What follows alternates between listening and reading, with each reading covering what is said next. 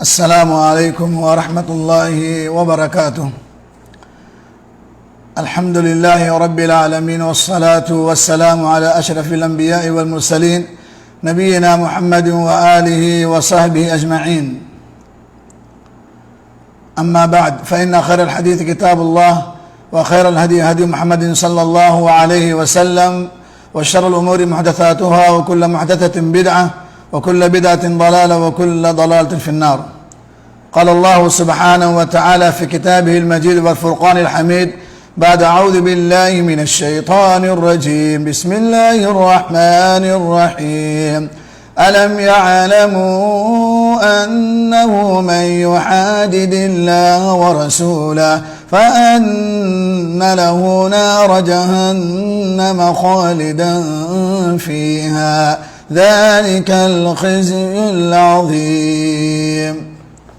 وقال أيضا: إن الذين يؤذون الله ورسوله لعنهم الله في الدنيا والآخرة وأعد لهم عذابا مهينا.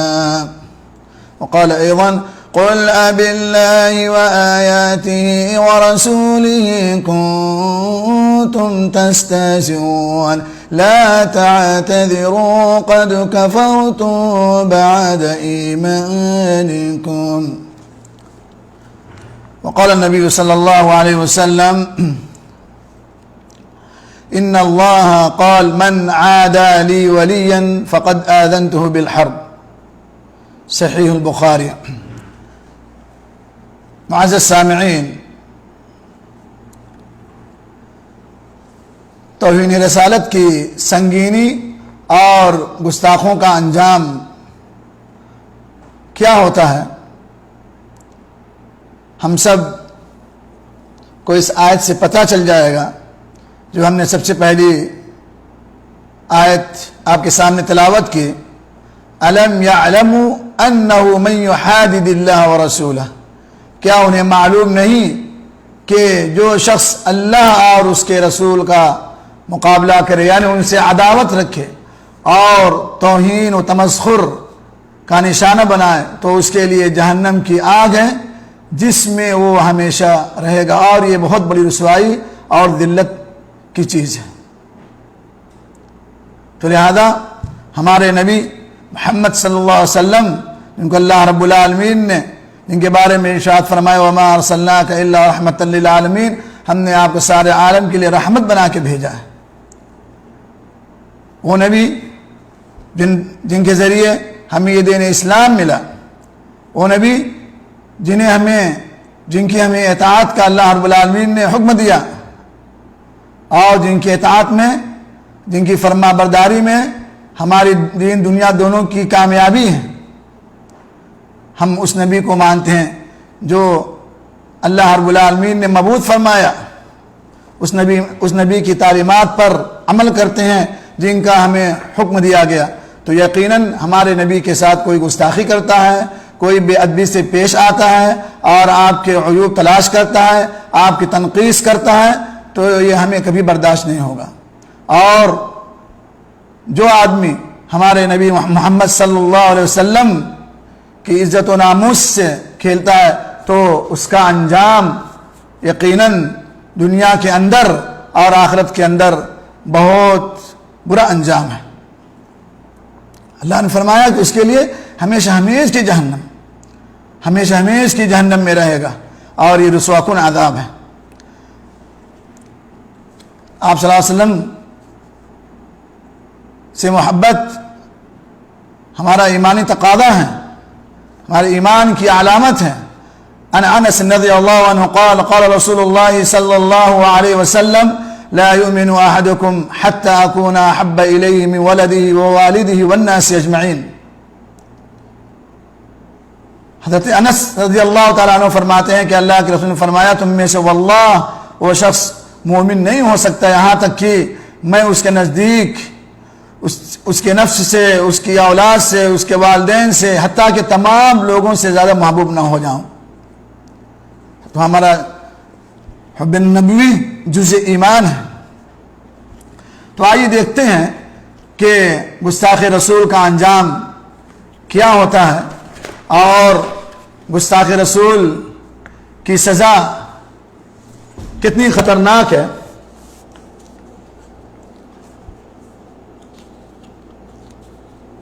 رسول اللہ صلی اللہ علیہ وسلم کا چچا جو ابو لہب تھا یہ آپ صلی اللہ علیہ وسلم کا پکا دشمن تھا اور یہ آپ صلی اللہ علیہ وسلم سے دشمنی کرتا تھا.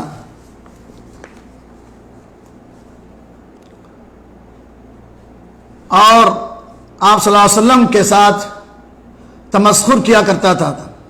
تو لہذا وہ شخص کتنا بڑا مجرم ہے جو اللہ کے رسول اللہ صلی اللہ علیہ وسلم کا مذاق اڑاتا ہے. اور اس حدیث میں جو حضرت ابو ہریرہ رضی اللہ تعالیٰ عنہ سے روایت ہے فرماتے ہیں کہ اللہ کے رسول اللہ صلی اللہ علیہ وسلم نے ارشاد فرمایا ان اللہ من عادى لی ولیا فقد آذنته بالحرب. صحیح بخاری.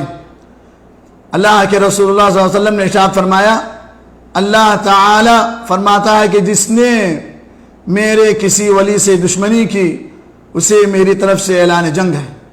تو پھر جو بدبخت پوری کائنات کے سردار محمد رسول اللہ صلی اللہ علیہ وسلم کی گستاخی اور توہین کرتے ہوئے ایذا رسانی کرے تو کتنا بڑا مجرم ہوگا. اللہ تعالیٰ کا اس کے خلاف اعلان جنگ ہے. پھر یقیناً وہ دنیا و آخرت میں ذلت و رسوائی لعنت و عذاب علیم کا مستحق بن جاتا ہے اور اپنے بدترین انجام کو پہنچ کر رہے گا. تو ہم آپ کے سامنے ان گستاخان رسول اللہ صلی اللہ علیہ وسلم کی چند مثالیں پیش کرتے ہیں جو آپ صلی اللہ علیہ وسلم کا تمسخر کیا کرتے تھے, آپ صلی اللہ علیہ وسلم کا مذاق اڑایا کرتے تھے. تو اس میں سے جو آپ کا چچا ابو لہب تھا جس کا عبرتناک انجام ہوا, یہ نبی کریم صلی اللہ علیہ وسلم کا سگا چچا تھا اور آپ کا بڑا دشمن تھا جس کا نام ابو لہب. آپ صلی اللہ علیہ وسلم سے بڑی عداوت رکھتا تھا. جب نبی کریم صلی اللہ علیہ وسلم نے کوہ صفا پر چڑھ کر لوگوں کو جمع کیا اور انہیں توحید کی دعوت پیش کی تو سب سے پہلے ابو لہب نے کہا تبا لک سائر اليوم الہذا جمعتنا, تو برباد ہو جائے, کیا تو نے ہمیں یہ سنانے کے لیے جمع کیا تھا. نعوذ باللہ, کتنے بڑے کلمات اس نے کہے. اس پر خالق ارض و سما نے اس کے تباہی و بربادی کا اعلان فرماتے ہوئے پوری سورت اتار دی, اس کی مذمت میں نازل فرمایا. اللہ نے فرمایا تبت یدا ابی لہب وتب ما اغنى عنه ماله وما كسب سيصلى نارا ذات لهب وامرأته حمالة الحطب في جيدها حبل من مسد. ابو لہب کے دونوں ہاتھ تباہ ہوں اور وہ ہلاک ہو, نہ اس کا مال اس کے کسی کام آیا اور نہ وہ جو اس نے کمایا. جلدی ہی وہ بھڑکتی ہوئی آگ میں داخل ہوگا اور اس کی بیوی جو ایندھن اٹھائے پھرتی تھی یعنی لوگوں کے درمیان آگ لگایا پھرتی تھی, اس کی گردن میں کھجور کی بٹی ہوئی رسی ہوگی جس کے ذریعے جہنم میں گھسیٹی جائے گی. صحیح بخاری. اس طریقے سے آپ صلی اللہ علیہ وسلم کے ساتھ دشمنی رکھتا تھا اور اس کے ساتھ ساتھ اس کی بیوی بھی آپ صلی اللہ علیہ وسلم کی دشمن تھی اور لوگوں کے مابین آپ صلی اللہ علیہ وسلم کی شکایتیں کرتی, آپ صلی اللہ علیہ وسلم کو بدنام کرتی. تو اللہ رب العالمین نے اس کی مذمت میں یہ پوری سورہ نازل فرما دیا. دنیا میں تو ابو لہب کا حال یہ ہوا کہ اس کو زہریلی قسم کی ایک بیماری یا چھالا جسے عدسہ کہا جاتا ہے اس کے پورے جسم میں نکلا اور پھیل گیا, جو بڑا بدبوتار تھا, جس سے پیپ اور خراب چیزیں نکلتی تھیں اور گوشت گل گل کر گرنے لگا. اس کے بیٹوں نے کیا کیا, گھر سے باہر اسے پھینک دیا اور اس نے تڑپتے تڑپتے جان دی. اس کی لاش یوں ہی 3 دن تک دھوپ میں گلتیاں اور سڑتی رہی. لوگوں نے بدبو سے پریشان ہو کر اس کے بیٹوں کو لعن طعن کرنا شروع کر دیا. جب لعن طعن اور لعنت ملامت ہونے لگی تو اس کے بیٹوں نے چند حبشی غلاموں سے گڈھا کھڑوایا اور کھدوا کر لکڑیوں سے اس کی لاش کو دور سے ہی ڈھکیل کر اس گڈھے میں ڈال دیا. دیکھیے کتنا خطرناک انجام جو محمد صلی اللہ علیہ وسلم کے ساتھ ہمارے اور آپ سب کے نبی صلی اللہ علیہ وسلم کے ساتھ گستاخی کرتا ہے. لکڑیوں سے گڈھے میں پھینک دیا گیا اور اوپر سے مٹی ڈال دی, اور آخرت کا عذاب تو اس سے کہیں بڑھ کر ہے. مستدرک میں امام حاکم نے اس واقعے کو نقل کیا ہے, اور طبرانی کبیر میں بھی یہ واقعہ ہے. یہ تو ابو لہب کا انجام ہو گیا جو گستاخ رسول تھا. اور دوسرا واقعہ اسی کے بیٹے جس کا نام عتبہ یا لہب تھا, ابن عساکر نے ذکر کیا ہے کہ ابو لہب اور اس کا بیٹا عتبہ ایک مرتبہ شام کے سفر کی تیاری کرنے لگے. تو اس کے بیٹے نے کہا کہ سفر پہ جانے سے پہلے ذرا محمد کے پاس تو ہو لوں اور ان کو کچھ گالیاں دے آؤں, نعوذ باللہ.